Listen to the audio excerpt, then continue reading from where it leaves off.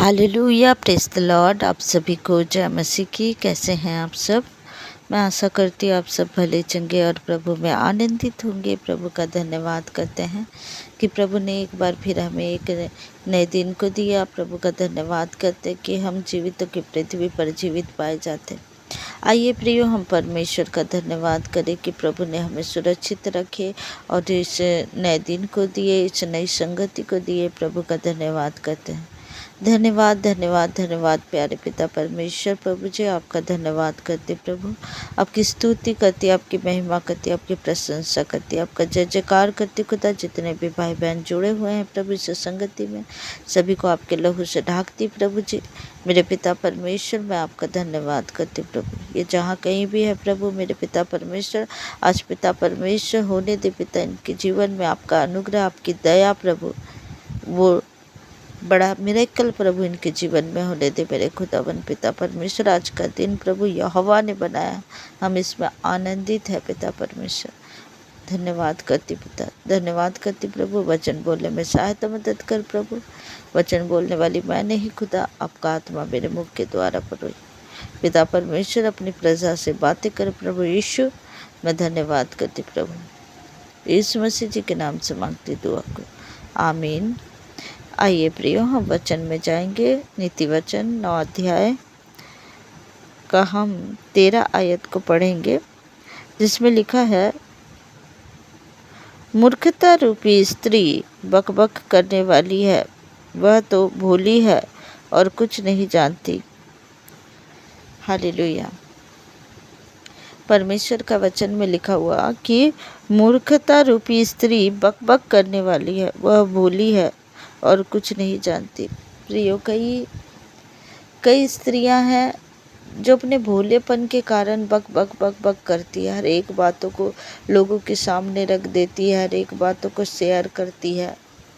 वो सोचती है कि मैं जो कर रही हूँ वो सही कर रही हूँ, लेकिन ऐसा किसी भी स्त्री को नहीं करना चाहिए। अपने सारी बातों को लोगों के सामने में प्रकट नहीं करना चाहिए। जो अपनी पर्सनल बातें हैं, जो अपने घर की बातें हैं, जो अपने परिवार की बातें हैं, जो अपने हस्बैंड सास ससुर की बातें हैं, सबके सामने हमें अपना पर्सनल लाइफ को नहीं रखना चाहिए।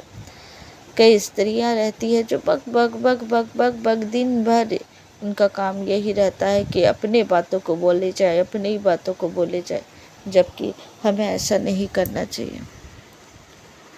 उस भोलेपन के कारण वो अपने सारी बातों को प्रकट कर देती है।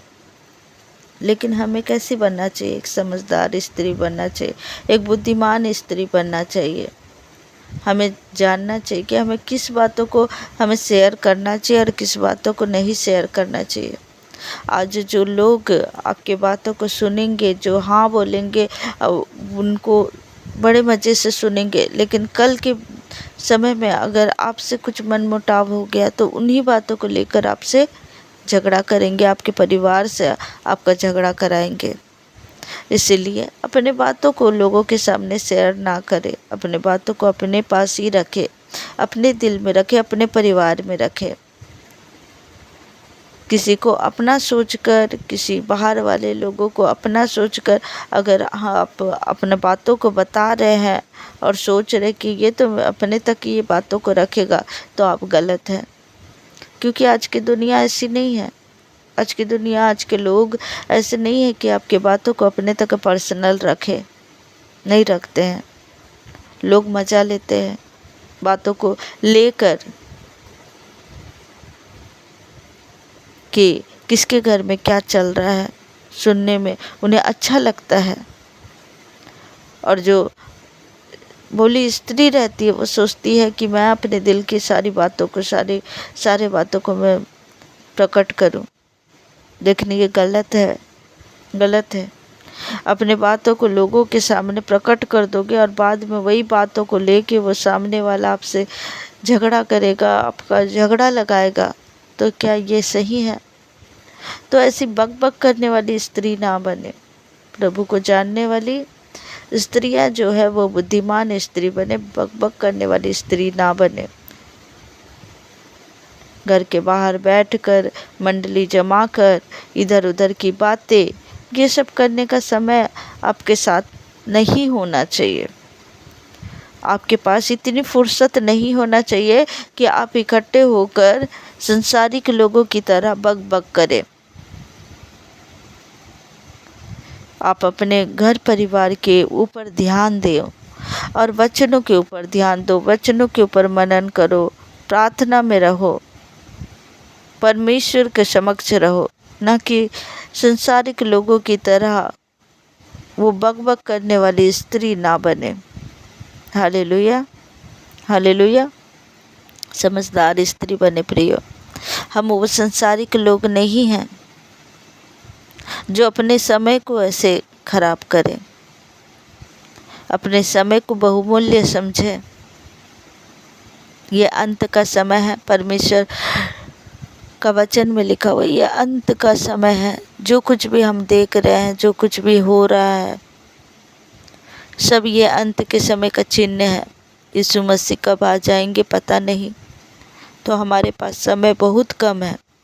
अपने तैयारी में लगे, अपने तैयारी में बिजी रहें और वो मूर्ख स्त्री की तरह अपने समय को वेस्ट करके बक ना करे। Hallelujah, hallelujah. परमेश्वर का वचन हमें हर एक चीज़ों में सिखाते हैं कि हमें किस तरह से रहना, किस तरह से चलना, किस तरह से हमारे जीवन का दिनचर्या होना चाहिए। हालेलुया।